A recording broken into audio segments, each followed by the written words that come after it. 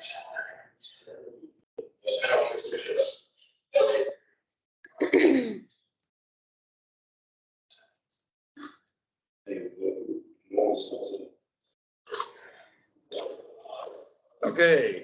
good evening and welcome to this evening's meeting of the Woodbury County Board of Adjustment. Today's date is May 1st and the time is 6 p.m.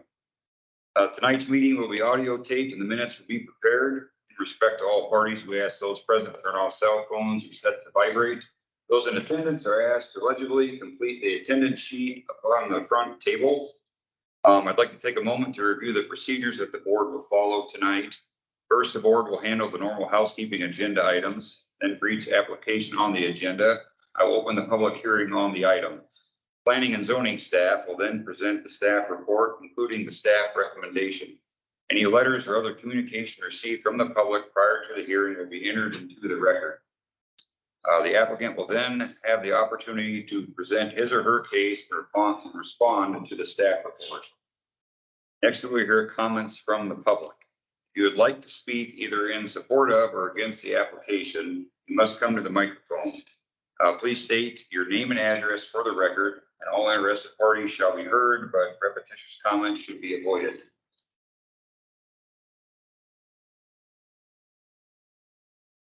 One in the middle. Yep. Oh, okay. Repetitious or irrelevant comments may be ruled out of order by the chair. I ask that you remain respectful and courteous with your comments at all times. After all public comments have been heard, the staff and applicant may make a closing statement. The hearing shall then be closed by a motion and vote. Thereafter, no further comments from the staff, public, or applicant may be heard unless asked for by the board. The board shall then deliberate the case and may ask questions of the applicant, staff, or any party offering testimony. However, such questions do not reopen the hearing for additional comments from the public unless so requested or approved by the board. The board will then formulate and vote on a motion. The motion will typically either grant or deny the requested application. Any board member who has an ex parte communication to place in the record of this meeting should do so prior to the beginning of deliberation of a respective agenda item. Any person desiring to appeal the board's decision to a court of record may do so within 30 days after the filing of this decision with Planning and Zoning Office. Okay, I'd like to proceed with roll call. Looks like all 5 members are present. Do we have any public comment on matters not on the agenda?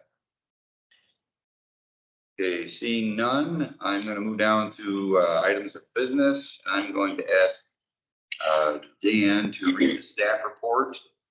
At this time, I am going to open the public hearing. Okay, public hearing for a conditional use permit application for the vendor sales of alcohol bearing RAGBRAI, parcel number 894407100006. This is addressed at 2590 110th Street in Moselle. And basically, Bentcarpet Brewing is the applicant and the property owners of Chad Harris Schmidt. They filed this conditional use permit application to sell alcohol during RAGBRAI's visits to Woodbury on July 23rd, 2023. The proposed sales site is on the parcel as referenced. The parcel is located in the Agricultural Preservation Zoning District and is not located in the floodplain. As you will recall, the Board of Supervisors approved ordinance number 69 effective November 16, 2022, which authorized the possibility for this conditional use permit in the Agricultural Preservation District. Based on the information received and the requirements set forth in the zoning subdivision ordinance, the proposal meets the appropriate criteria. Staff recommends approval. On Monday, April 24th, the Woodbury County Zoning Commission voted 4-0 to recommend approval over to the Board of Adjustment for this conditional use permit to allow the sales of alcohol during the RAGBRAI hours there on July 23rd.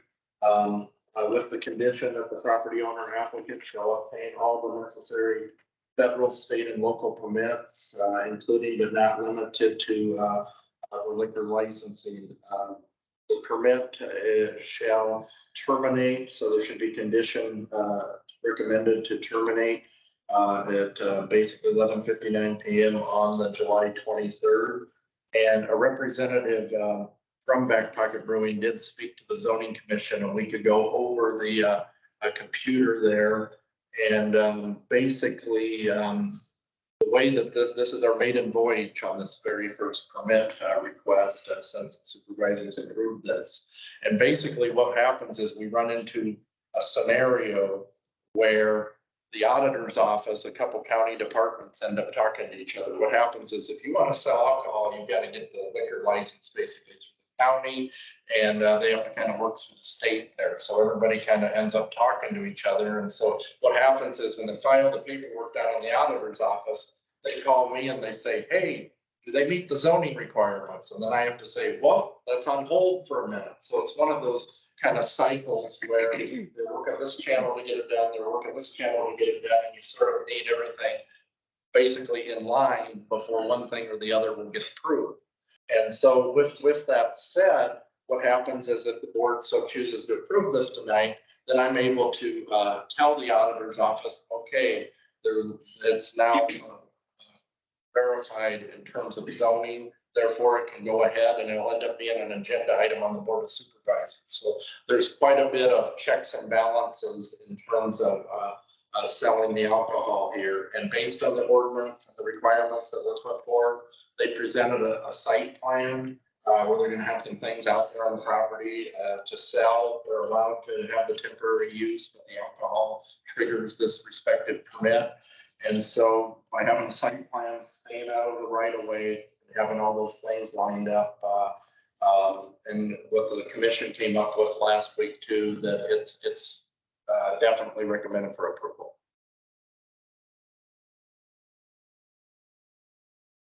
Is there anyone here that would like to speak or comment on this? Okay, seeing none.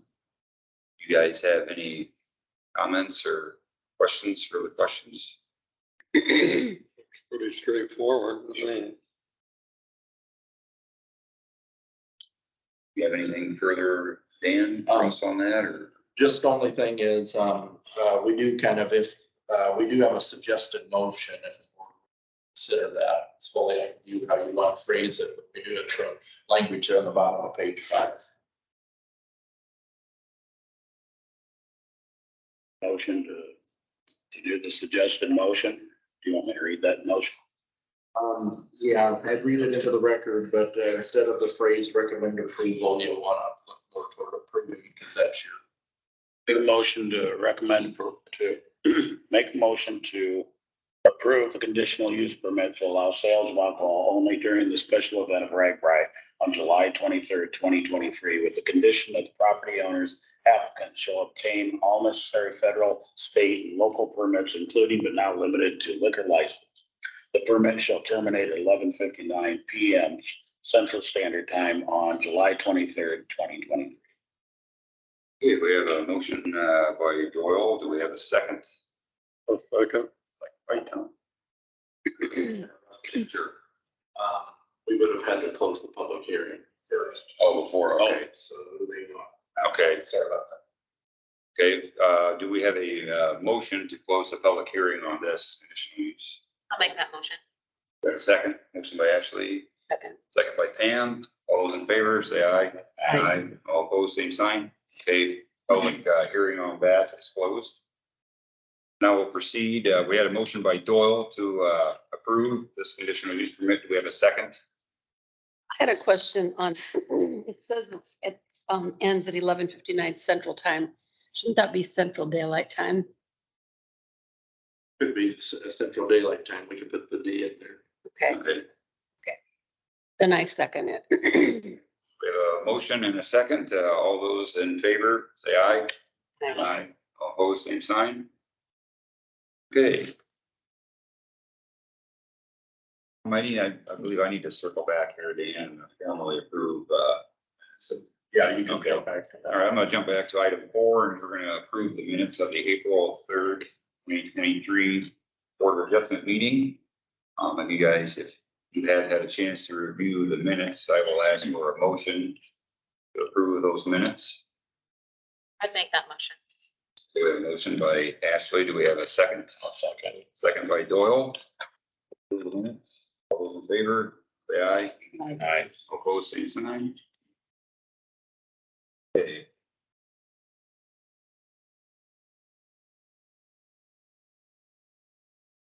That's for minutes. Now we're gonna move down to variance request to build an accessory pole barn.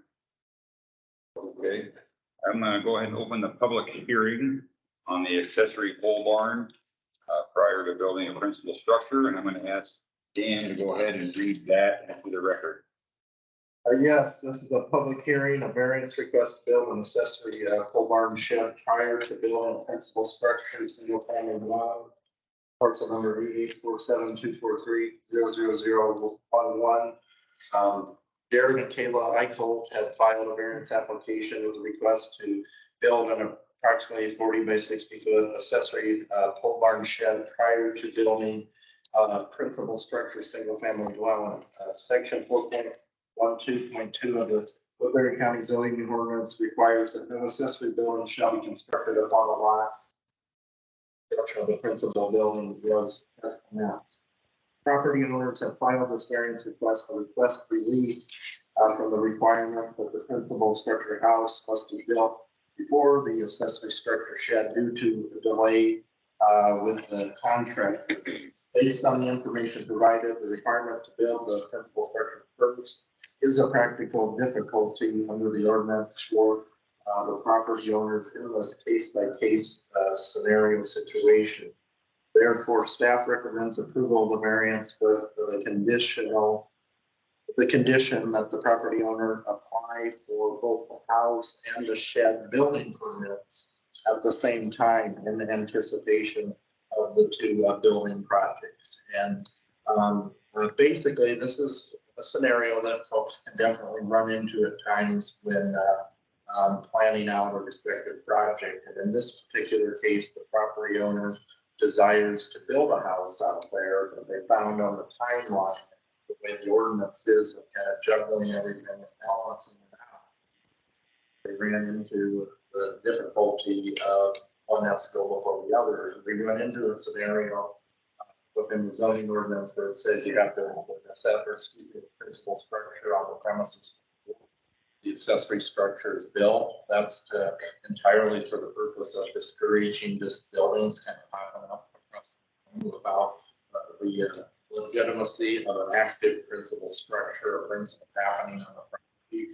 We all know outside of zoning, farmers can definitely do that under the ag exempt scenario, but under this case, the variance language does refer to hardships and the practical difficulty language that is there.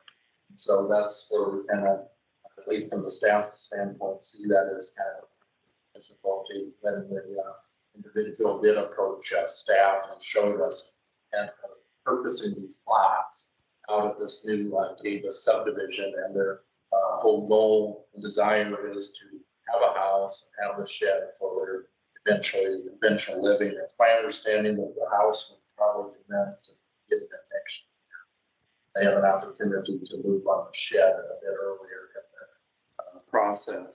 And the site plan, of course, reflects where both of those will be on that footprint of the property. So, fine. Anybody here that would like to comment or speak on this? Seeing no comments, we have a motion to close the public hearing. By Tom, close the public hearing. Do I have a second? Second by Doyle. Okay, we have a motion to close the public hearing. All those in favor say aye. Aye. All opposed, same sign. Will that have anything to do with, the house that shows it, in front of the building? Will that be a criteria, or will that in here? It'll be in the staff's court to basically approve the permits. This would grant them the ability to come and actually where I could issue a building permit if you approve this. So they would have to do a building permit for accessory building and the house. It's just my suggestion that they get on the books for both the building permit and the house at the same time. And so that we can sort of kind of permit it as a package. And with the construction of the house occurring in the beginning of next year, is my understanding proposal, will we have any guidance or recommendations as it relates to the completion of that or the expectation of that?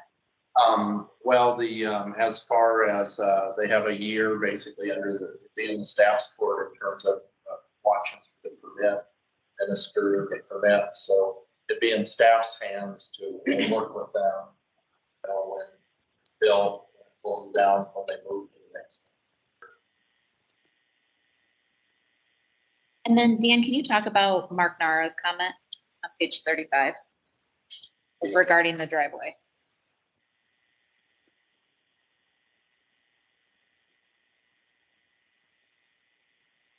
That driveway permit something that they can do at any point in the construction of the. Okay. Yes, what happened was, Mark, the property owner approached Mark earlier in the year, and when he does driveways, he's very concerned about thaw. And so, based on thaw, he kind of gets an idea of where they could be at certain points, but he usually tells them, oh, we're gonna have to wait, because then he ends up being involved in actually formally constructing the distance, or the actual, they put in the driveway, the access there, and there was kind of some confusion there from the emergency services side, and we had an issue out there in that subdivision where there were actually more lots available than addresses. And so what happens is you almost have to have the stars align where you know where the entrance is going to be and the addresses. And so we were kind of coordinating through that to see that these ultimately get approved. So, of course, we want it all done and we all want it all perfect, but it can kind of all play together. There's a brand new driveway out there when I just drove by. Oh, was there really? I mean, it goes to the bank. So I'm assuming that's the one where It could be in place then. So that's the preparation. So that was definitely on Mark's radar.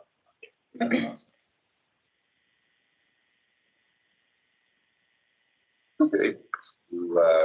Guess you guys have any further discussion on this topic, or do we have someone that would like to suggest a motion?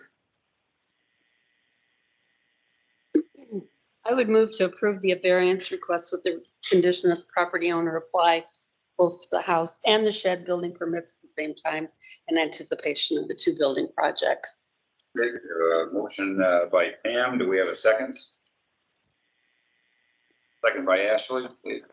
So we have a motion and a second. All those in favor say aye. All opposed, same sign. A motion for that request passed by 5-0.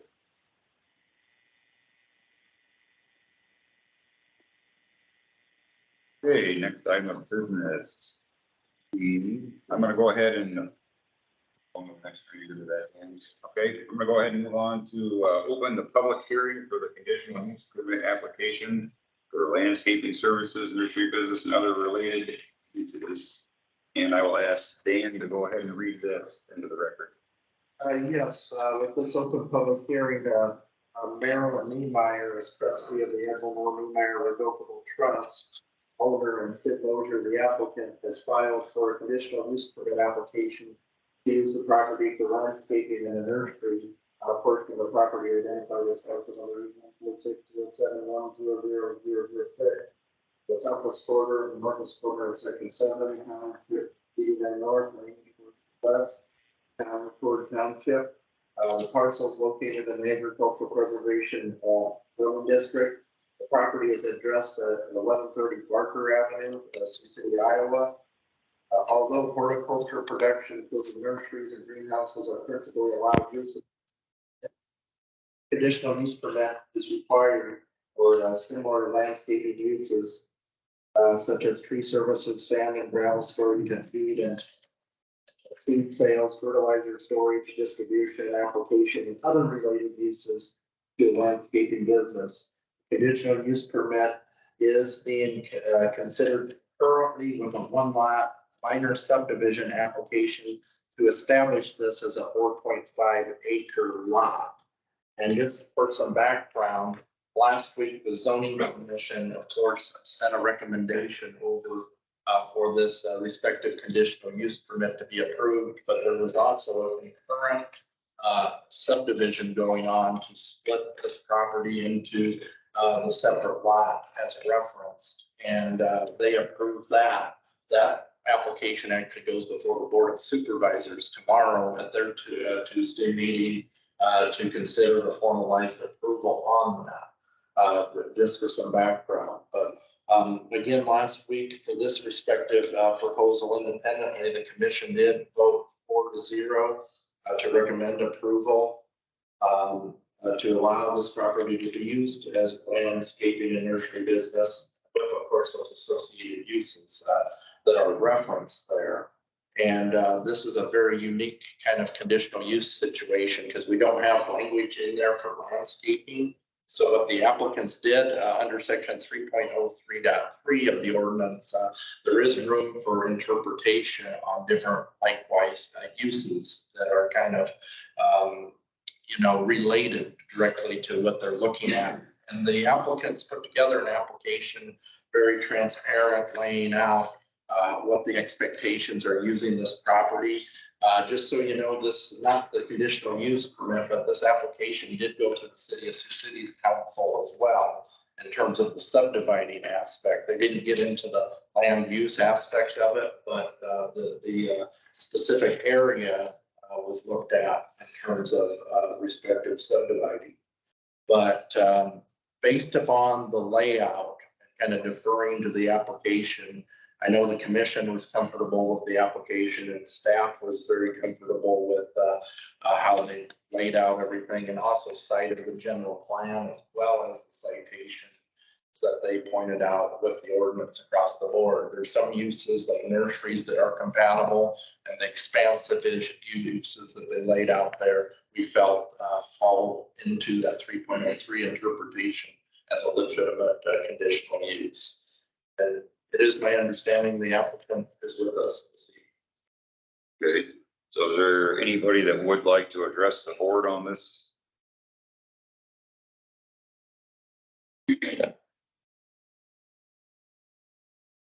Hi, my name's John Daniels. I'm an attorney at 600 4th Street here in Sioux City, attorney for Moser Landscaping.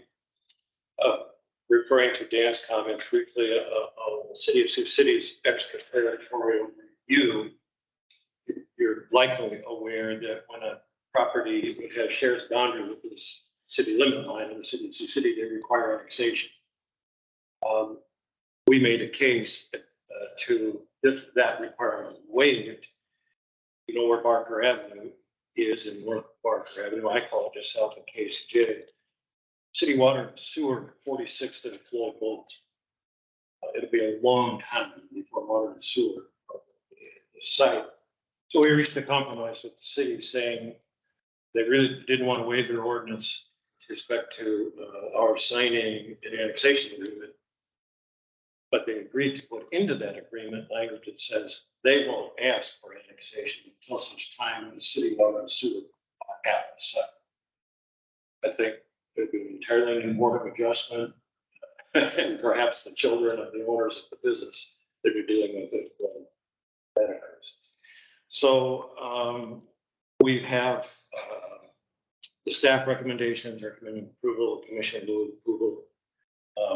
I think for this hearing, it's a 500-foot neighbor notice. For the plating, it was 1,000. All of the people on that list have submitted letters of support welcoming Moser Landscaping neighborhood. I think my clients have done a very good job of giving you detailed information about their business and how they address all 6 of the criteria and the other considerations. Dan mentioned landscaping is a bit of an orphan in the county's ordinance. I don't think it's mentioned anywhere, but the services are all over through it. I'd like to publicly compliment your staff, person Dan Priestley, in two, considerably detailed pre-hearing meetings. He walked us through the ordinance and the nuances and how best to approach this. It really helped us understand all of this, and I think in the end, we had a good. Clients are here if you have any questions of them. Thank you. Do you have any other public comments on this? Okay, seeing none, I will ask for a motion to close the public hearing. I so moved. Great, motion by Pam, do I have a second? Second by Ashley. Okay, all those in favor of closing the public hearing, say aye. Aye. Opposed, same sign. Okay, public hearing is now closed.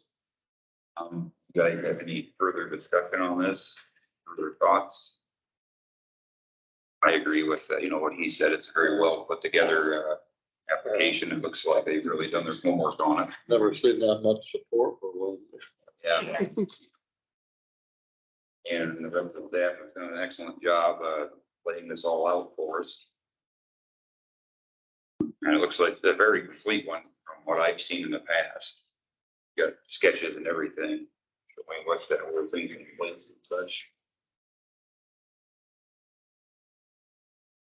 Anyone else have any further discussion, or would anybody like to make a motion?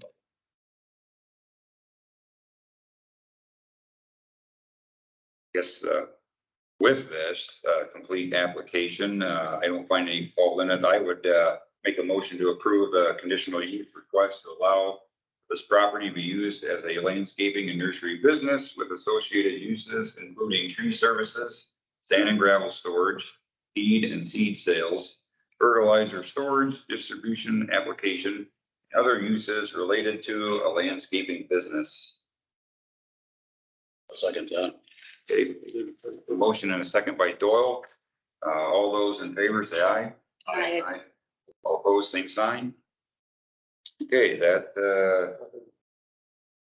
variance request passes 5-0.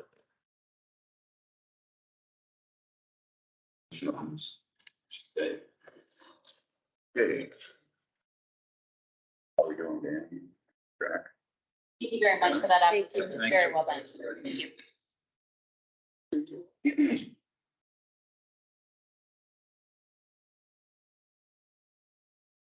Well, I will go ahead and open the public hearing on the conditional use permit application for the temporary cargo pits. Two proposed cargo areas. So I'm going to go ahead and ask Dan to read this into the record. Okay, this conditional use permit before I can see kind of merges a few parcels into borrow area number one, borrow area number two that you would see in the staff report. So I'll be reading a few numbers in here. J.E. Holland Construction applicant and property owners, Eric, representing a trust, Eagle Trust, and Donald Hennings of the Hennings Joint Trust have filed for a conditional use permit application to establish temporary borrow pits to remove earthen materials to be used in phase one and phase two of the eastbound Highway 20 project, the DOT project with our project number 1797 020-010. The proposed temporary borrow areas are located on parcel 874704200001, parcel number 884704200003, and parcel number 8847021006, which is of course referenced in the report. Both parcels are located on both areas, I should say, are located on the south side of Highway 20.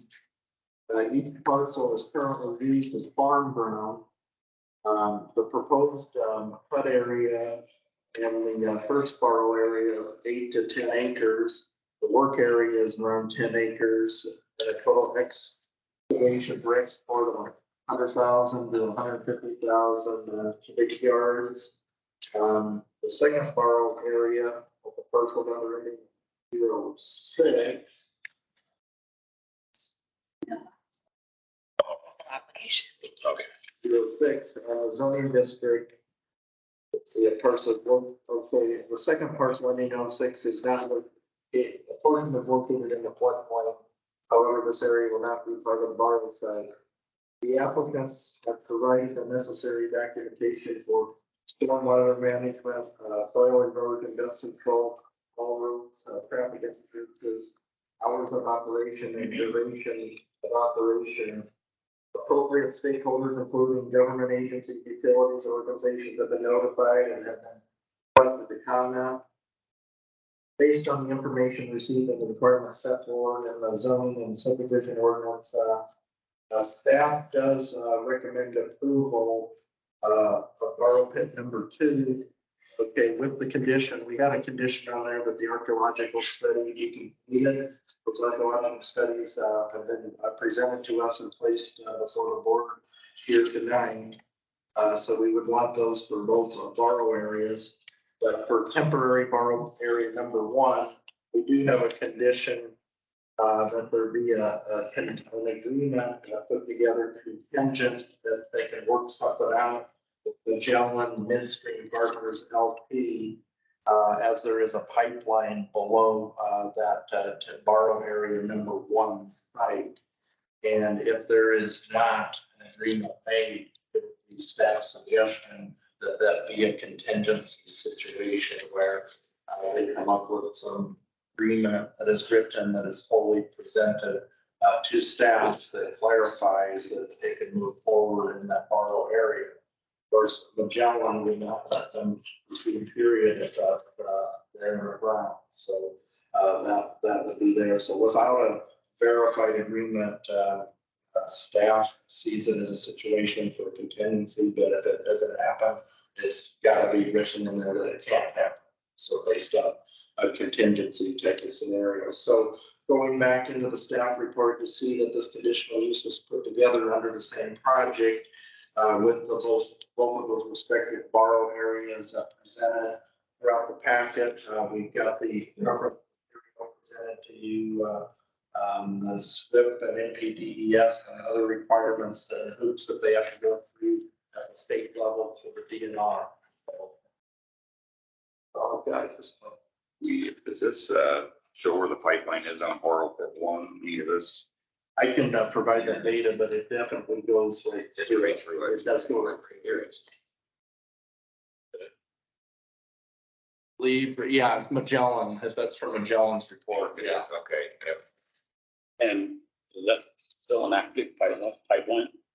I kind of heard it at both, but I believe it's inactive, but it's an asset under there, but from my conversations with them, I think they would be, they have to work out an agreement directly with the landowner. I don't know enough about the agreement, but I think Magellan has a policy for directly working with the landowner through a protocol to remove that. So I can't thoroughly speak for either both parties, but there is a framework that they have to go through to have that removed. I guess they did say in here that they do have an active line right under borrow site 1. Okay, so I believe it is active. And that's the term active, so correct what I said. Well, I think in the meeting last week, didn't they say that it's been taken out across the road?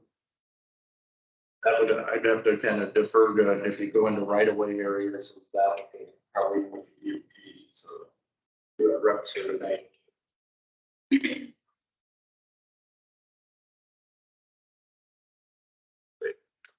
Do we have anybody who would like to address the board on this?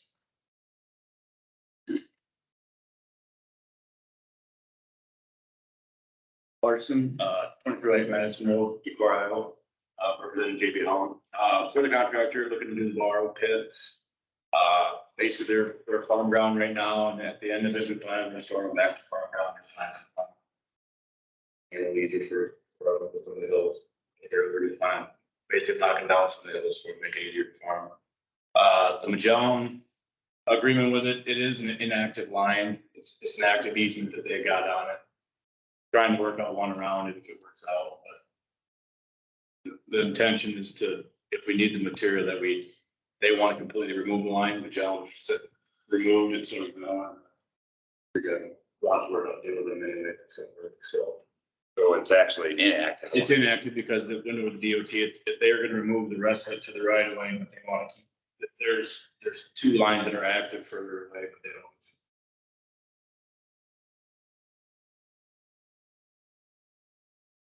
So how far do they want to remove it out of there? Just where you're borrowing or the whole farm? They want to move the whole farm.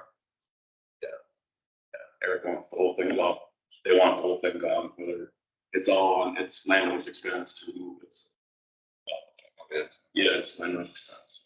So it's your company being in charge of the excavation of No, this. Magellan they hire their own contractor to remove the pipeline. So we can't. It has to be, You're on their time schedule. at the time schedule and you're on their dial. I don't, they charge us for what they're gonna do. We could do a lot quicker than they can, but. I think as of April 24th, Dan, we had not had a letter from Magellan on this. Have we received anything? I called Brian Ferguson actually this afternoon. I called him before zoning commission last week and then wasn't today, and there is no change in status of the reaching postal joint agreement or anything. So I don't have any updates other than that. Magellan, there's a land dispute that's under the trust. So. Right now, it's waiting on for Magellan, or they work out deal with Magellan. So. Thank you.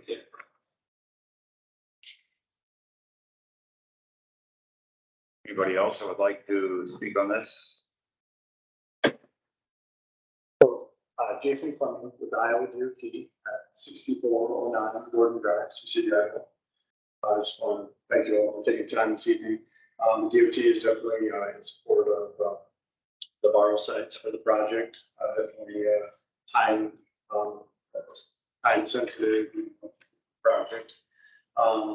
As far as the Magellan pipeline, I can say that the portion of the pipeline that would be to the borrow site, if you were to extend that north to the DOT site, that portion was removed.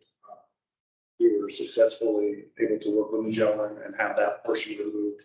The easement does remain intact, as part of their policy, but the pipeline was removed. And so I would see that being in similar fashion to the site. The timeline of that, I mean, you guys got after them, did they? Yeah, they were very responsive, and we actually have their active pipeline a little bit further east, as is mentioned, and we're working with them as well on just providing some additional casing protection for the project, and they've been very responsive on that as well.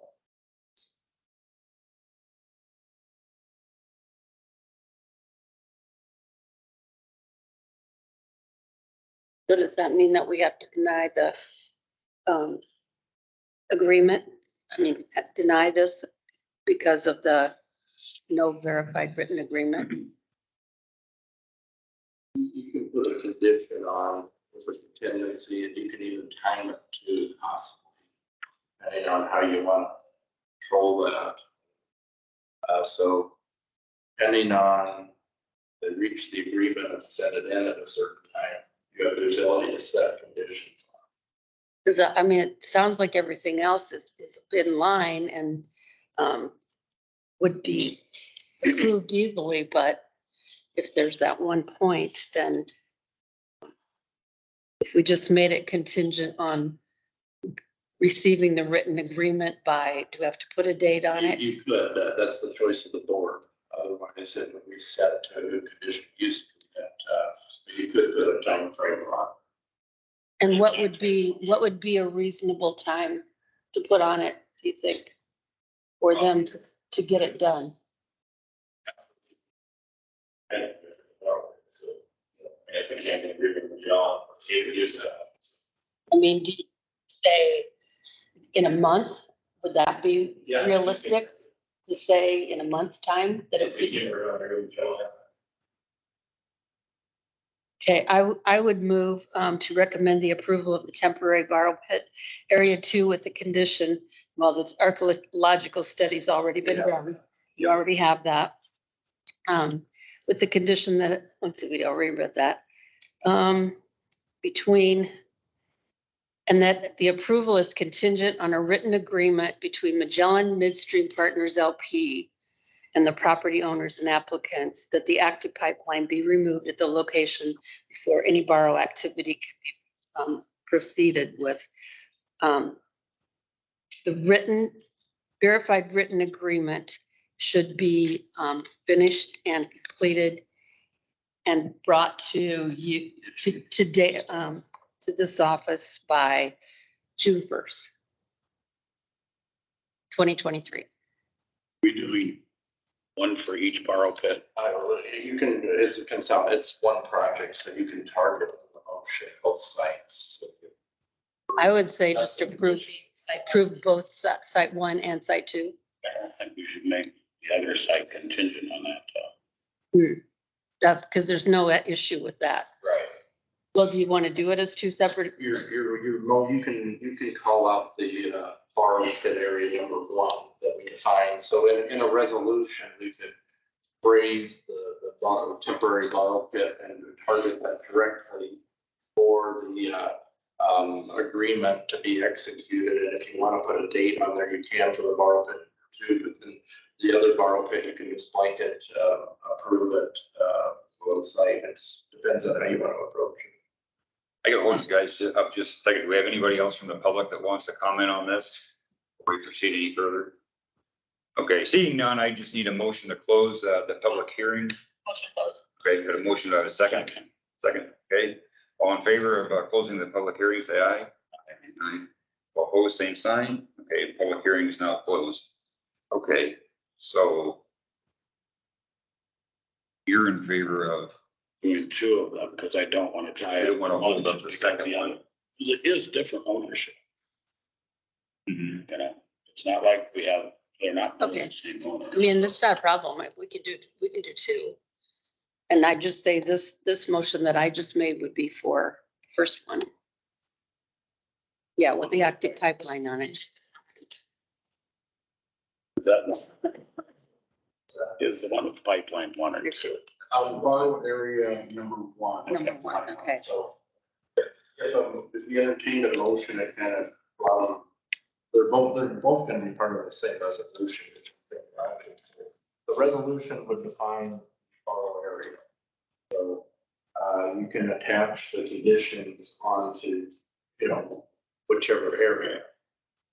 We would want to attach those conditions to parcel 1 and not attach them to parcel 2. Yeah, I would phrase it borrow area number 1. So do you want it restated? I would probably suggest restating it.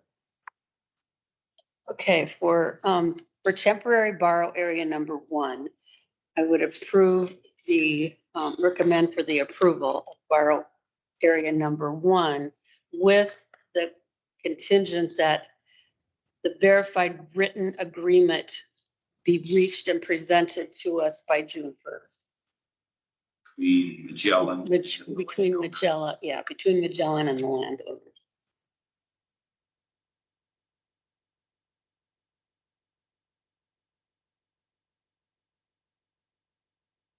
So you're saying And that pipeline be, but that the pipeline be removed at the location before any borrow activity can proceed. Is that complete enough? So just so we're all clear, we have it correct. It's probably gonna be, so with putting the date in there, I guess you're saying, you're making a motion to approve borrow area number 1 contingent on a verified written agreement between Magellan Midstream Partners and the property owners and applicant. And this should be achieved, so you're sunsetting this basically, so this should be achieved by June 1st. Correct? Yeah. And then the second. So does that mean it's denied at that point if that doesn't happen? I guess that's where I was going with my. Okay. So after the June 1st of 2023, the borough pit behind, or I think we had that language in there, that it could not proceed. That was from zoning. Well, yeah, the zoning had that, in there to, have the, basically, they didn't put a date on, they just had the, contingency that the agreement exists. Yeah. But we were hearing from the applicants that like having the date tied to our conditional use, that will hopefully expedite things with Magellan, right? Is that my understanding? I don't know if that would have an effect. It kind of comes down to where they're at with their negotiations, and so they all know what their timelines are. So if this is denied, would they have to start over? If this resolution sunsets or says up to a certain time, then after the June 1st, the way I'm understanding it, they'd have to come back for this process to reset. So it just depends on if you do June 1st or you give them more time, possibly. Just a quick clarification. So when you're looking at this, you are identifying, both are identified. But number one is the one you're talking about putting the restriction on, the contingent on agreement. But the second one is not in dispute. Would that be hung up by the, I mean, so would the entire resolution fail after June 1st if that resolution fails? No agreement. If it's made clear here in the motion to distinguish the two, it would focus in on the one area and leave the other one on track. Okay. I just wanted, because the way it was going. Yeah. Because I think we were planning on doing a second motion for borrow pit number 2. And in it. Yeah. Where it says and then the rest of it. Sorry, Barry, sorry, that's one, new motion on the pipeline, just an agreement made between the gentlemen. We might not have to move the pipe, if it have an agreement, we could borrow material around it. Just as long as it's an agreement with the gentleman versus actual movement. I think you mentioned. Don't that. just say the agree, okay. Yeah, Don't put the, don't say that, remove it. Okay. We could, yeah. But with that, we're gonna have to have clarity because what Magellan has to say is very important in this process. So it's gonna have to be clear in there that Magellan signs off in agreement with that activity that on the site. And so now that they're saying removal, I haven't heard of the proceedings anything other than the pipeline being removed. So, based on what Mr. Ferguson has said in his, activity there was a central point on the pipeline. So I think that we gotta be conscious in that there's an easement there, there's a pipeline there, they're in charge of that area. So we have to keep in mind based on what Brian Ferguson said. So, from my standpoint, you've got to really stay on task with what was presented on hand, that pipeline removal. Did he say how wide that easement is? I don't think he referenced it correctly. Typically, those are pretty good distance. So can you actually take dirt off of that without touching the pipeline? Yes. We just minimize the excavation and the round, but it's better than say 130,000 or anything. Can you stay out of their easement area? Yes. But they've got to mark out a big grass strip already, because they won't, it's so shallow, they won't want to farm on top of it. So they're actually paying to not farm on top. Okay. Well, that was gonna be my question. So it is shallow then? Yeah, that's why Magellan doesn't, that's why they want to. Yeah, farm the property, right? So the problem is a dispute with the landowners. Yes, now that we Okay. Will this process help that process, do you think? no. Let's keep it at that. No, I don't understand. Well, based on what they're saying, then it's obviously gonna have to take an act of Magellan to look at what the plans are for sure, if you would keep that in mind. Again, I think we have to consider Magellan's easement on this. I think we have to make a contingent to it.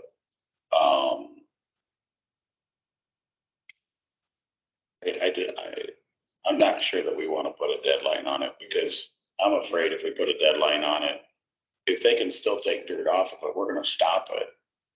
And they have to start this process all over again. Yeah, I don't think we want to do that. and if you would go back and look at kind of what the suggested motions kind of are, the agreement language either way for the pipeline or not the pipeline, that can stand in there.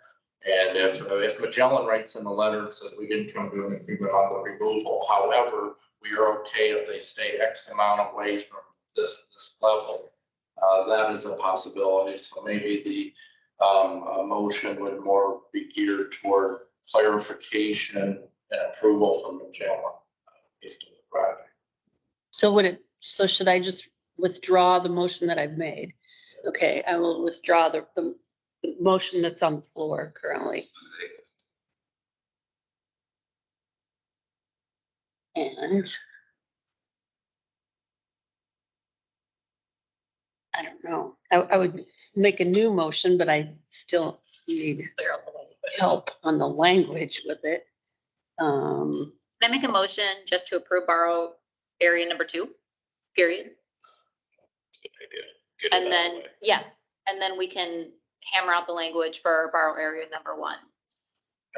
I think you could do that with an and kind of finish off the rest of it. It gets a little bit confusing because we want to make sure that we say it in a way that's not going to inhibit this project moving forward, because it is going. We want to keep things moving. So my motion would be for approval of temporary borrow area number 2, period. I second that motion. Okay, we have a motion by Ashley and a second by Doyle. To approve, borrow pit number 2. All those in favor say aye. Aye. Opposed, same sign. Okay, that passes 5-0. What do you got? Thanks a lot. I'm good at punting. Yeah. They're just doing 2 clean motions to support the resolution. So it's a matter of now laying out that condition you want to borrow with it or So do we need to put the language in this for the actual removal of the line, or just some kind of an easement? Or some? I'd say just an agreement with Magellan. Yeah. I think that's the main thing that has to happen, right? Is you Yeah. just gotta have an agreement with Magellan. If you get that, then it's like, yeah. So Okay, is that the clarification and approval of the written agreement with Magellan Midstream Partners LP and the property owners? This shall be approved based on an agreement with Magellan, so it's gotta be contingent on Magellan getting the thumbs up to whether they work there or whether they remove the pipe. So make a motion to approve the temporary borrow pit number 1 with the condition that there's a written agreement between Magellan Midstream Partners and the applicants with respect to pipeline.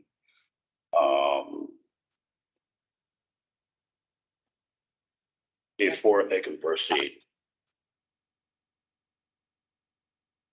I think I'd stop it there. I don't think I want to say denied. Have the contingent in it, right? Yes. Yeah. Yes. Yes, they have to have With Contingent on the written agreement. with the condition. With the condition that there's a. Do I want, okay. A motion to recommend approval of temporary borrow pit area number 1 with the condition that approval is contingent on a written agreement between Magellan Midstream Partners CFP and the property owners and applicants. That Regarding, yeah, regarding the pipeline. at the location before any borrowing activity can proceed. Yeah. I second.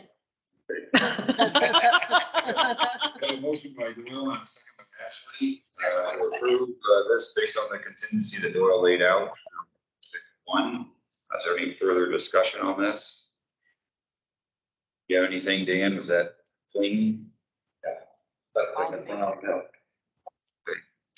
All those in favor, say aye. Aye.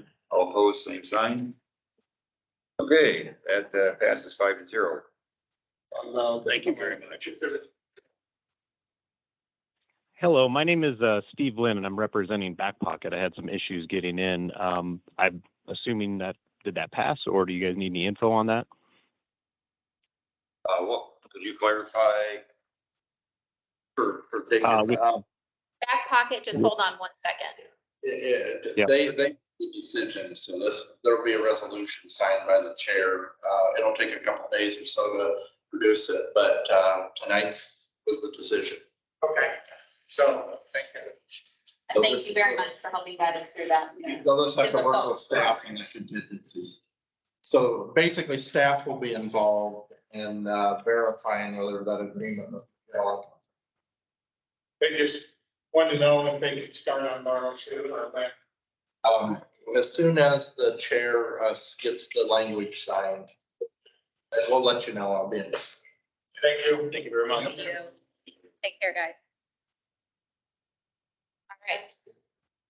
So put it back on comment or, Yeah, how do I need to, when you're hearing it again for this gentleman, because you, Just were you? It'd just be a point of order. They have a question. Oh, okay. Okay, you're with Back Pocket Brewing, is that right? Yeah. Yep, I just finally made it in, so yes. Okay, you can go ahead and address the board. Okay, basically, my name is Steve Lynn. I represent Back Pocket Brewing on this. What we're looking to do is basically have a location about halfway between Sioux City and the next town, which ends up being a great location. We can stop you there. We've already Okay. approved, we've already passed it and you're good okay. to go. Okay, perfect. I appreciate it. Thank you for stopping me. Yep. No problem. Thank you for calling in. Yep, have a good night, guys. Thank you. You bet. Yep. Bye. Yeah. Should not be highway 75 and 29. Yeah, they should have had that. And then the county goes south to 20 there. It does for a stretch, yeah. So, yeah, gravel. Okay. that was a heavy lift for a Monday. Good job, team. Believe we are, yep. All right, we're getting close, guys. Okay. I guess we're gonna move down to the information and discussion on the solar energy requirements. Okay. Possible changes to the zoning ordinance. Okay, basically, Board of Supervisors directed staff, zoning staff and commission to look at solar power in their county, kind of on a default basis. Residential, that's being an accessory structure, put a panel up in your house or one out in the yard to simply be an accessory to power a principal structure, whether it be a house, maybe somebody has a small business or commercial, or maybe even be a industrial area.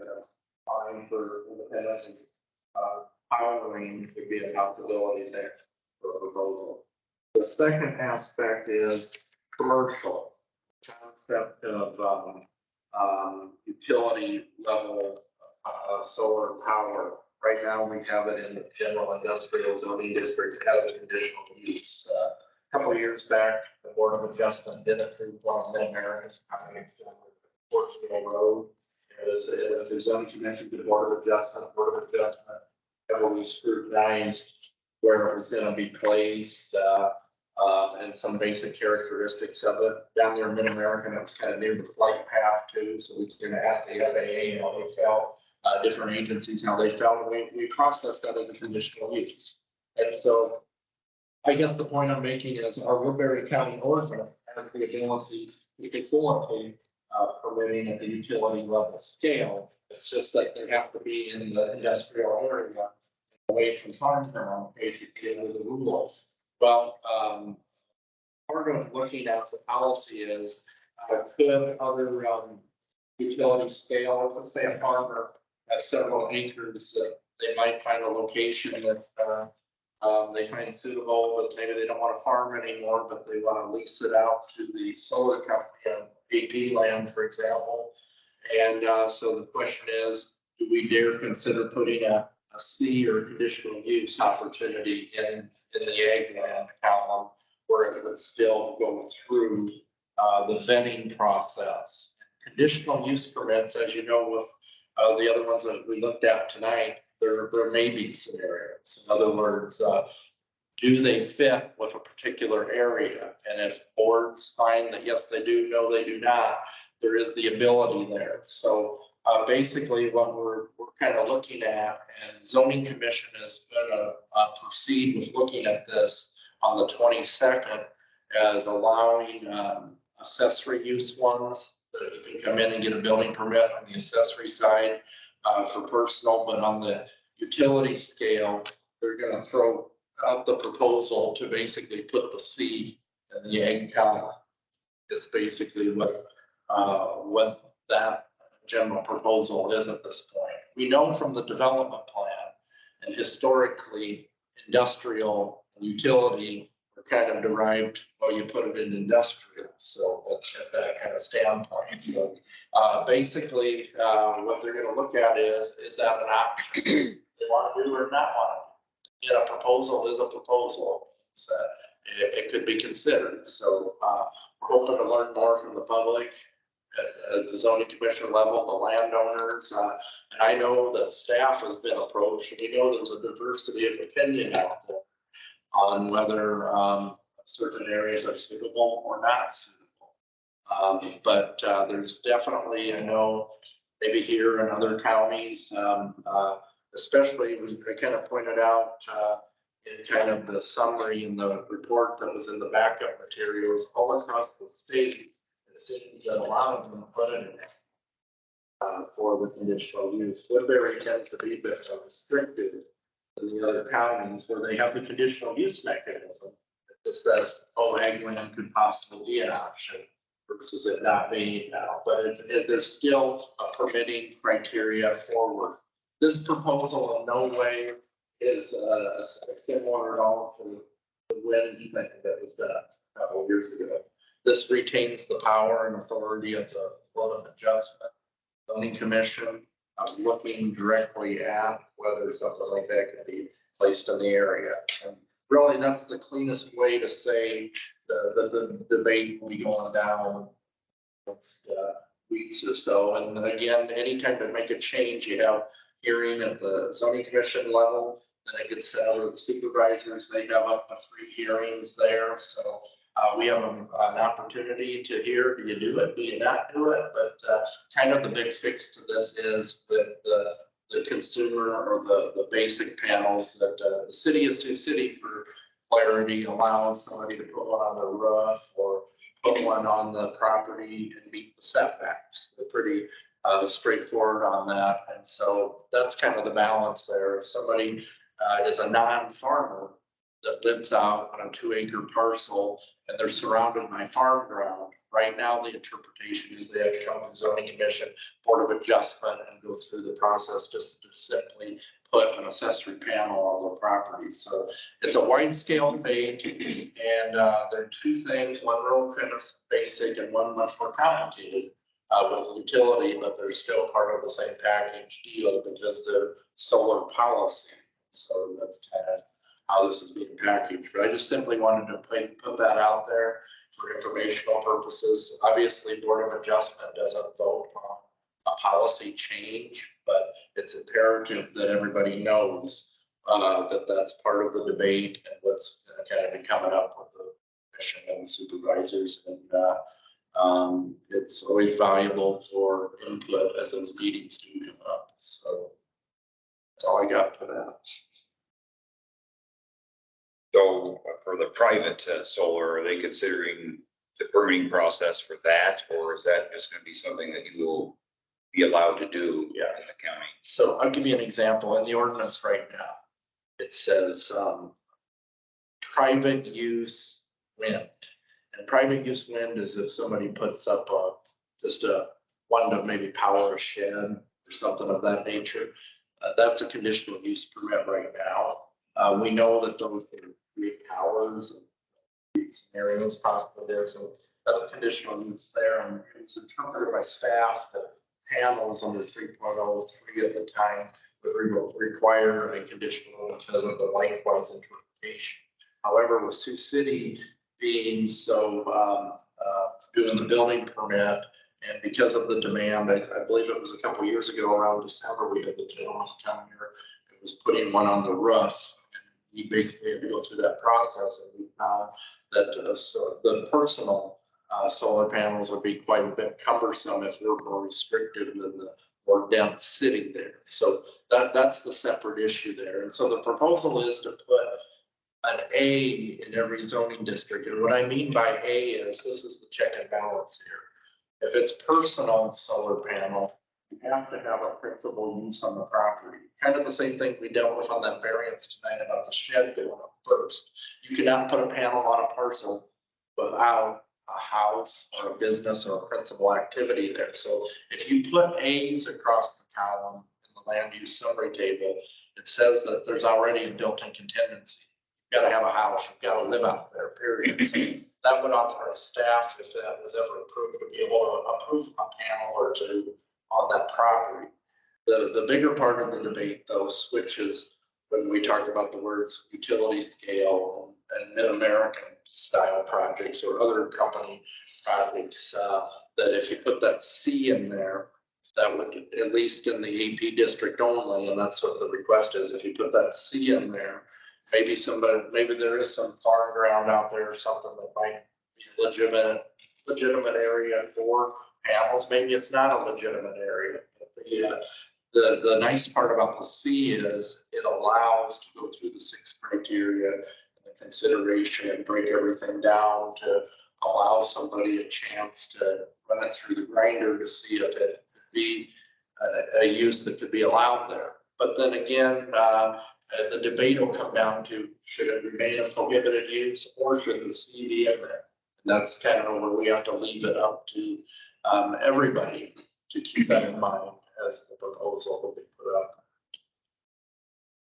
I think the thing that I know Mark Nelson is making a point, and I agree with him on this, is that in a lot of counties, they will put a CSR rating so that if they aren't putting these on really premium farm ground. Well, Woodbury County is very unique in the fact that the lower CSR ground is extremely prone to erosion. So if you put these on the lower CSR grounds, you're going to be putting them on steep hills. You're going to run that water in the same spot. You're going to create a canyon. There will be no way of controlling that runoff. So what Mark was suggesting was that we look at it from a slope rather than a CSR.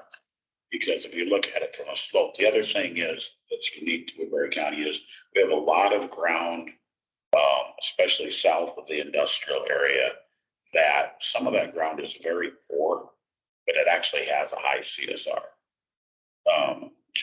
Leo Yoakum was here and said he had a farm that had a 47 CSR 1 and an 82 CSR 2. And he said it wasn't a good farm at 47. It wasn't any better at 82. So I don't think CSR is one that we can use on our ag land appropriately.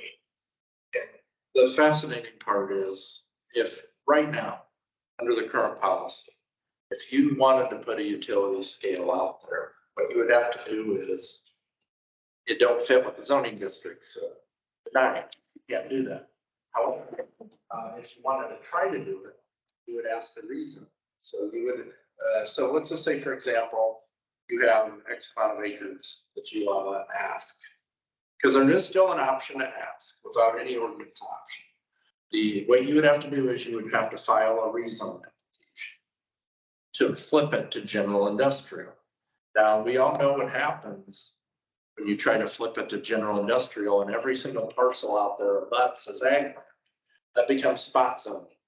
And right away, and I can say this right away without looking, staff would recommend denying because it's a spot zoning procedure. It is surrounded by ag land, so we would say deny the application. But here they would be sitting with two applications. They would be asking for the rezone. They would also be asking for the conditional use because the C is in the GI column. You need to get yourself to GI to basically trigger that point. Under the rezone process, CSR is considered, regardless, somebody's going to go put something else in, a business in it, or switch from ag land to something else. We always consider the CSR regardless of it's solar, regardless of whatever we come up with. The fact of rezoning is right now, if you're a CSR 50, you have to write that down to basically apply for the application. So with the rezone process, that's what this really comes down to, is that C is not in the zoning district. It's either prohibited or not prohibited. Now, going back to this conditional use process and the conditional use criteria, looking at the neighborhood, looking at all the different factors on whether something can be in a particular area. All of those things, similar to the things that Doyle kind of mentioned, you can consider the area, the land, and all those different things. We go collect comments on any proposal, as you know, in the packet. And if you get a specific group out there, a landowner group or a group protecting a certain area, and they write, let's just say they write you a very strong message and say, we do not approve of this rezone because maybe this is the lowest hills, or maybe this is a highly floodplain area, or this. They give you ideas and reasons to consider that conditional use, and you have to go back and weigh it on whether it fits within there or it does not fit within there.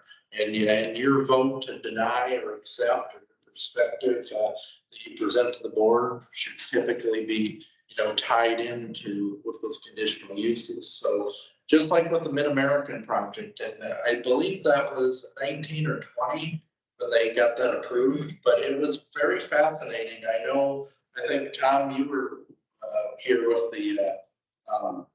the vote on the Mid-American solar project. That surprisingly escalated to a very, lots of variables, lots of considerations for I remember Bob Brillette, he's on the board, he asked about, well, does it offer glare? Is it the correct color? All those things that you think about how it could be damaging possibly on the neighbor.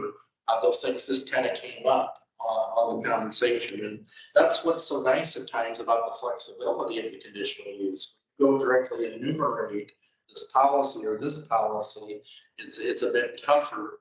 When you have the broadness of saying that public health and safety, you're looking at the neighborhoods, those are wide areas that could give commission and this board the discretion to look at.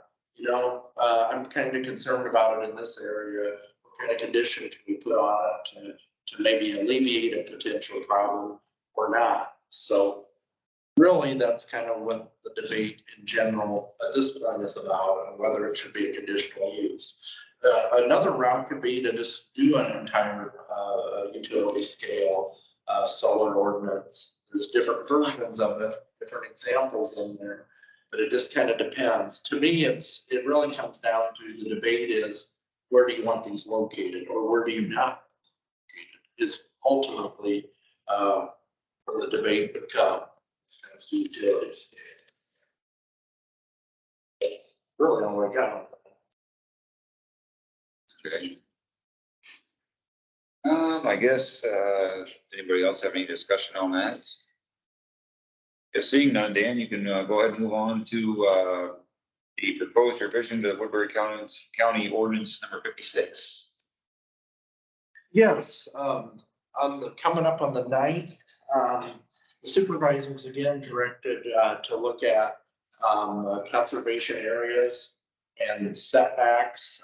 They're requesting us to look at and debate for public hearing to, amend the wind ordinance to say that you've got to be at least a half mile away from a conservation area or 4 times the height of a tower.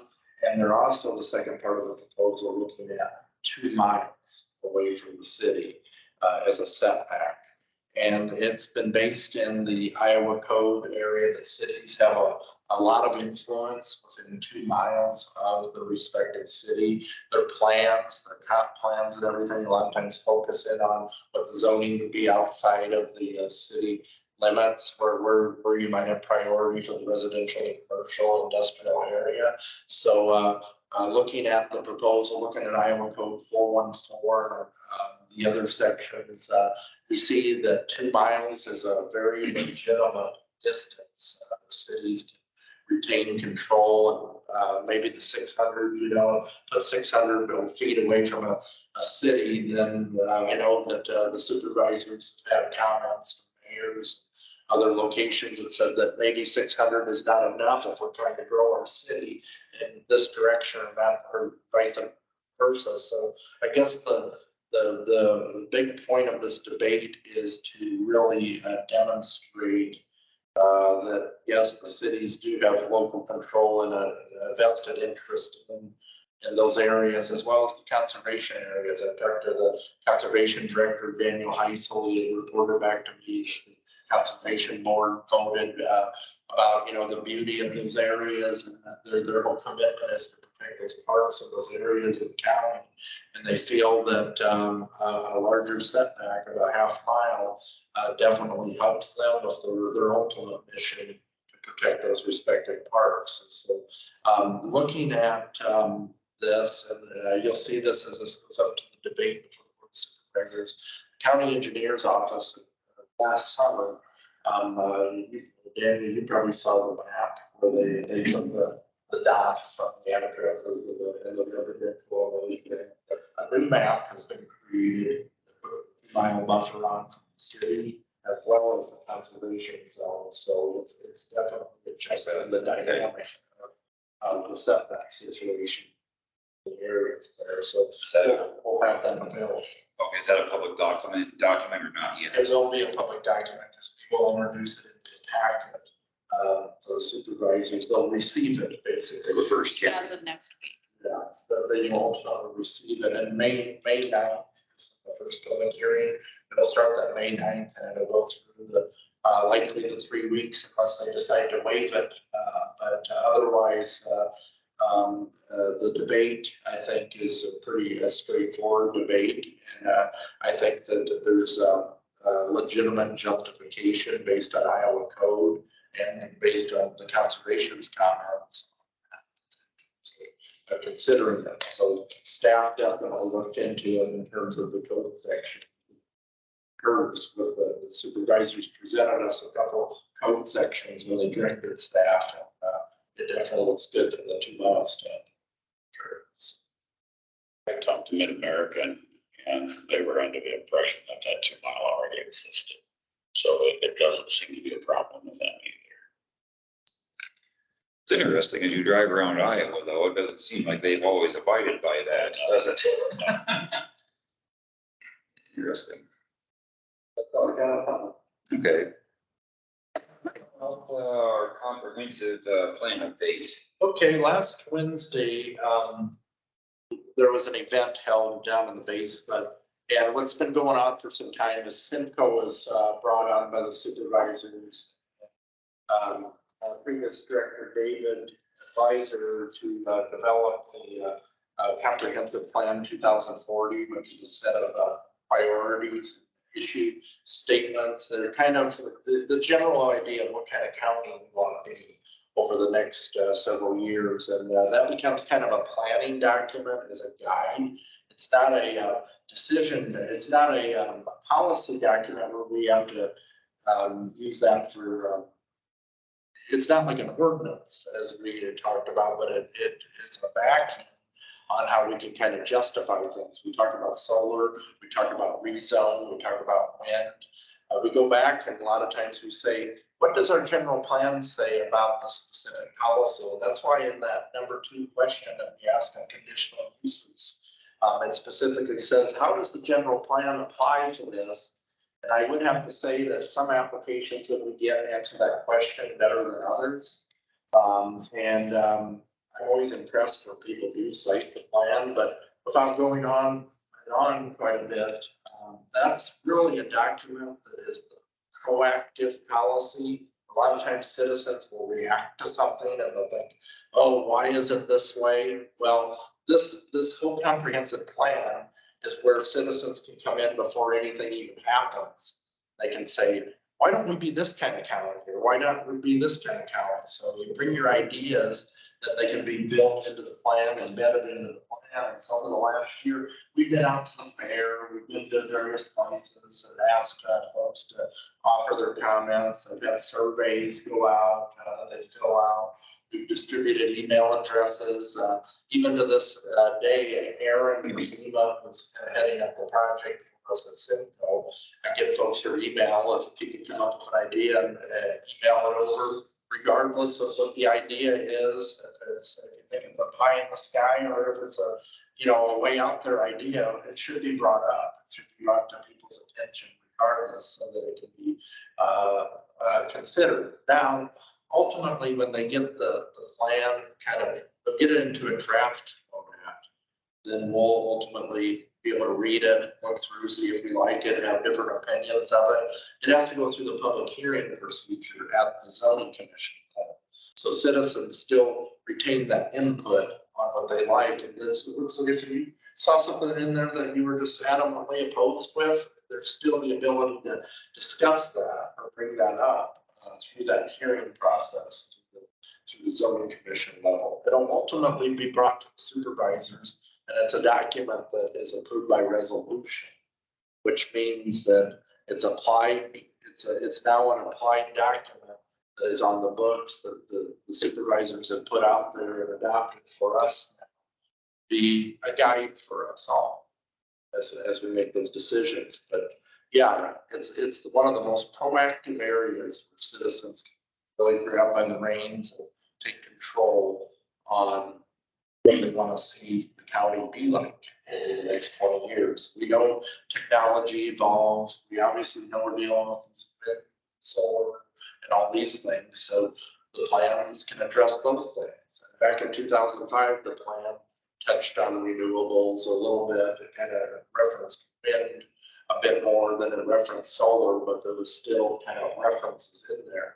Well, why do you have those references? Well, when you're talking about those policies, you notice in the packet, I mentioned solar. I kind of brought those citations up on that because they always have to be a part of the plan. It's not good policy to look at something that's not part of the plan. You would almost want to go back and amend the plan and then move forward with future ordinances. And it is possible to amend comp plans.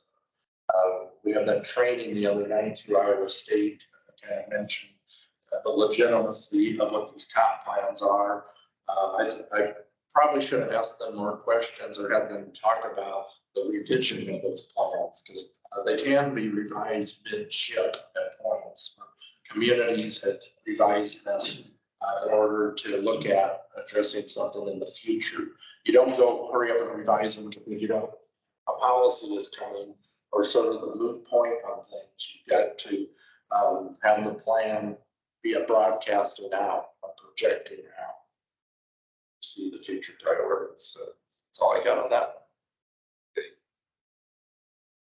How about the next discussion for the theme? Yes, I've mentioned this several times in the last few years. We've been I feel like since I've been with the county, we've been kind of working with FEMA to ultimately adopt a new draft floodplain map. These draft floodplain maps have been out there for quite some time. We had hoped to have had this approved actually already. And what happened was, these new maps have to go through the federal government, be published in the Federal Register.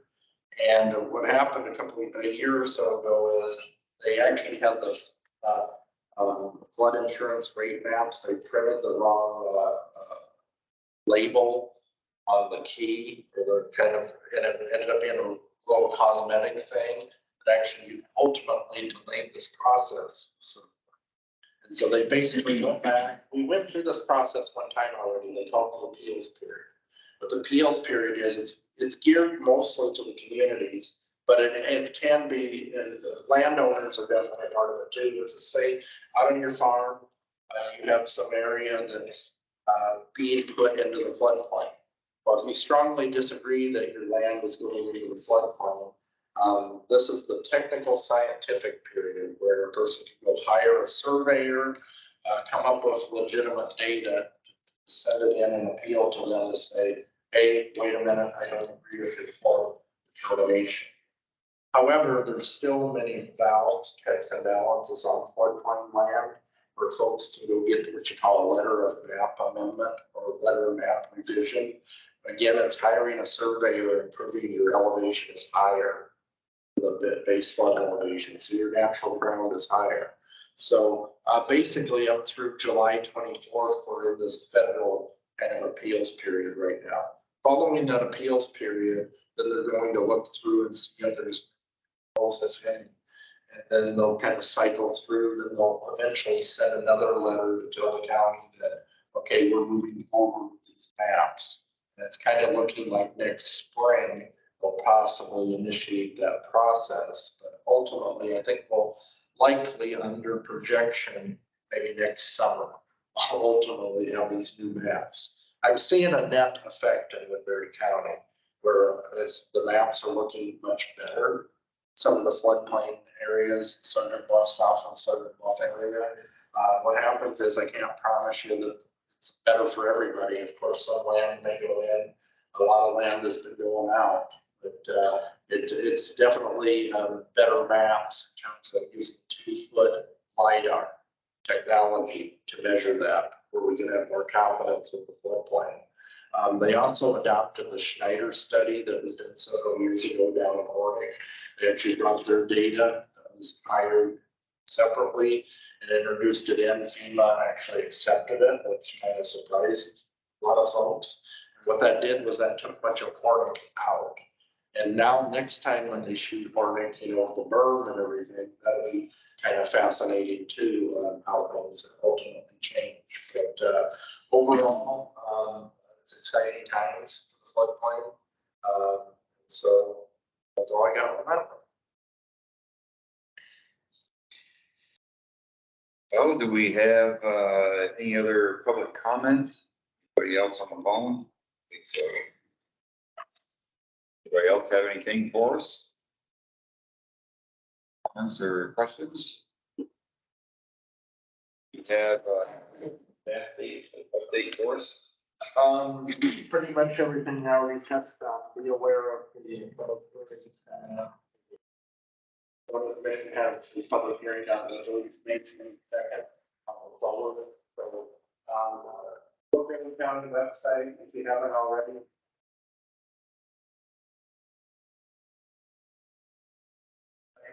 Happens is the board of supervisors, board office puts the agenda on.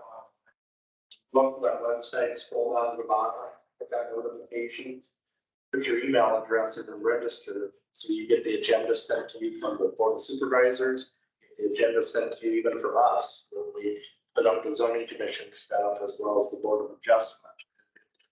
Wonderful resource that we hope more folks learn what's going on in county government. Oh, I got. With that, we have a motion to adjourn. I second it. Motion and a second to adjourn. It's not debatable. So.